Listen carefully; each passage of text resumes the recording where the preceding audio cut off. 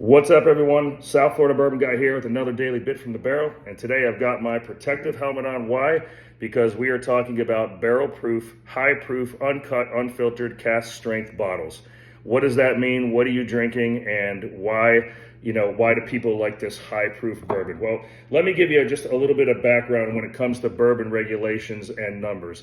Distillers usually use water to drop the proof in a barrel, put it into a bottle, and then sell it to you, the consumer. But in this case, you're basically drinking what was in the barrel right into the bottle. There hasn't been no water added. It's a high proof bourbon, again, depending on where it sits in the rick house. So when a distiller goes through the distillation process, the maximum proof for distillation is 160. The maximum proof for a bourbon to be bottled is 125, and of course, the proof has to be above 80. Those are just some bourbon regulations. So looking at these bottles, preservation, 119 proof, little mom and pop places, a 15-year bottle. Memphis, Blue Note, 124.7, just falls short of that 125. Again, not for the faint.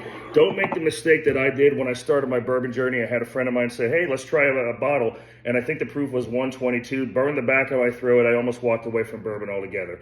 I always tell people, start with your small batches, start with your single barrels. These aren't for the faint of heart, but I hope you liked the video. Again, barrel proof bourbon. Thank you for following the page, South Florida Bourbon Guy.